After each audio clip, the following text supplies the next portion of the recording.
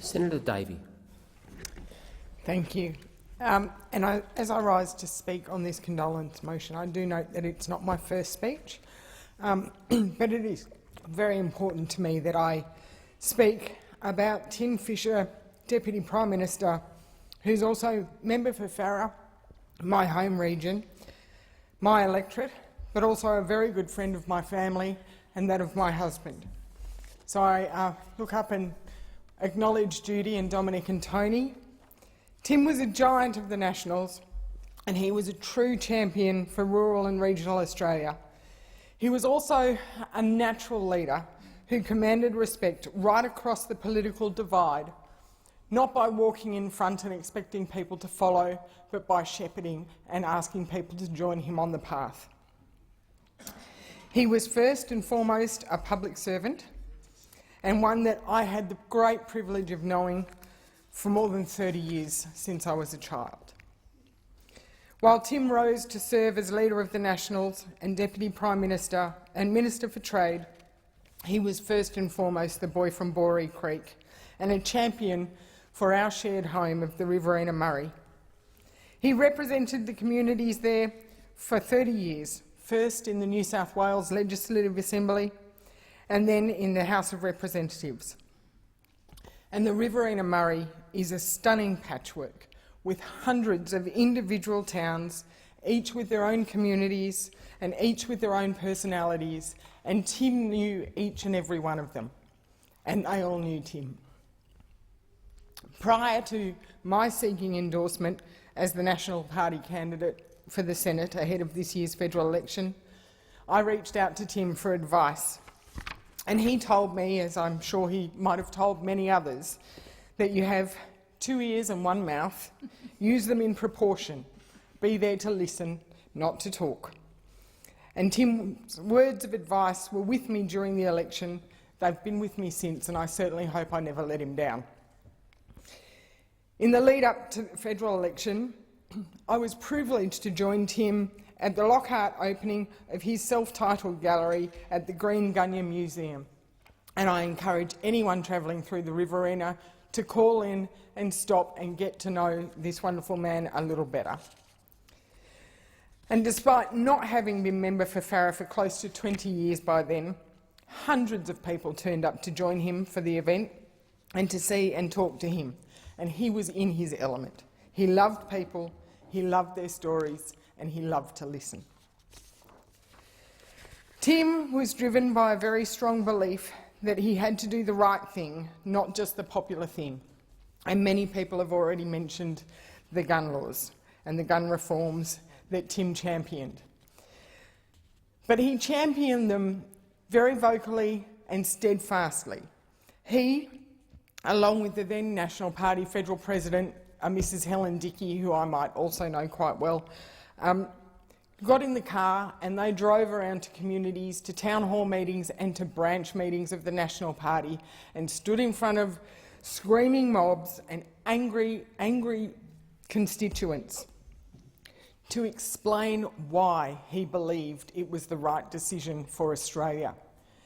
He was willing to go out there and face them front on and explain to them his reasons, but also why it was the right thing to do. And I think history has shown us that it was the right thing to do. But as we reflect on that contribution, which is very right, we can't forget his other political contributions.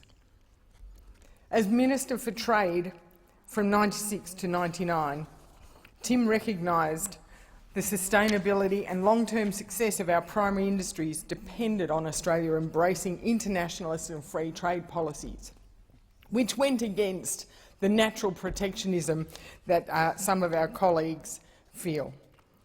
At the Nationals Conference in 1996, Tim observed that shutting off Australia from the rest of the world behind a protectionist barrier, trade and human, was just plain dumb.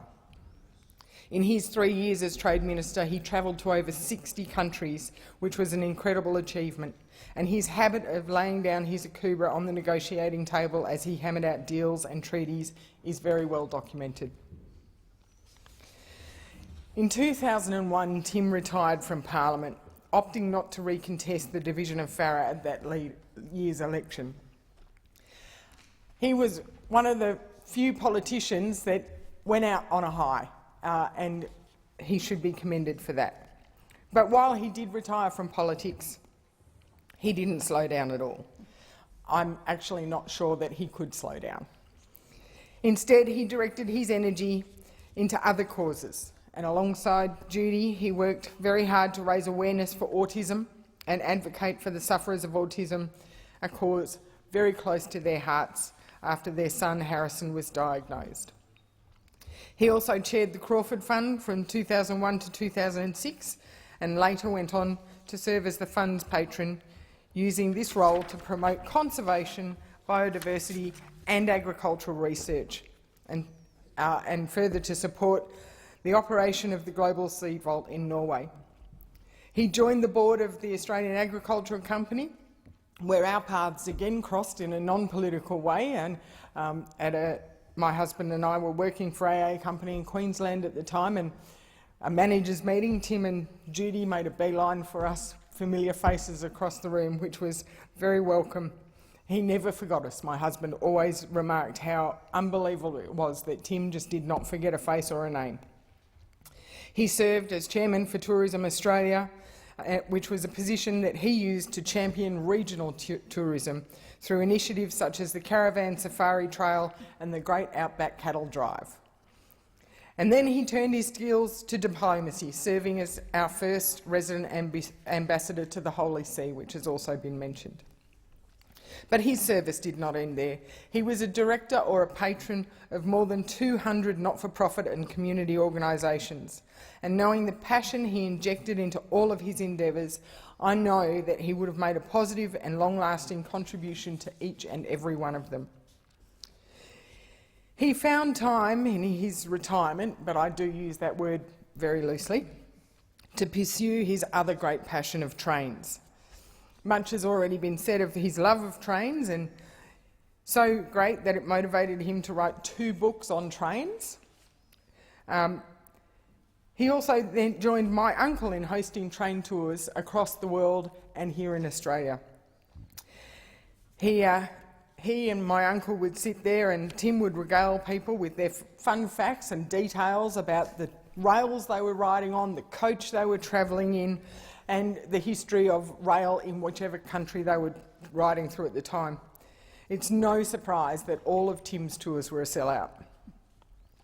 So while those of us in this place may reflect on Tim's service to Parliament and his political career, the reality is that his time in elected politics was just one chapter of a truly remarkable career.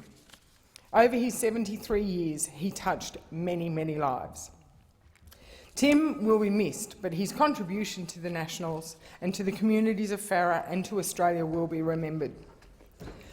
And that was proven at the recent state funeral.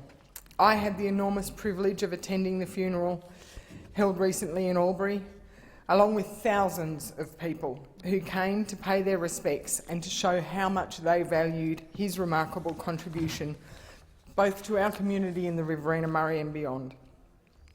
It was a very fitting farewell for Tim, and it was beautiful to see the way people came to say thank you in the way they did. As the train carrying Tim made its way from the Rock to Albury, people stood along the track and in the paddocks and on the platforms of the towns along the line, waving their akubras and their Australian flags to say goodbye to Tim. We've not seen anything like it in the Riverina Murray, and I doubt we ever will see it again. So on behalf of the people of New South Wales, and particularly those in the division of Farrer, I offer my condolences to Judy, Dominic, Harrison and the rest of the family. Vale Tim Fischer, a truly unique Australian, having served his country with passion, courage and humility, may he now rest in peace.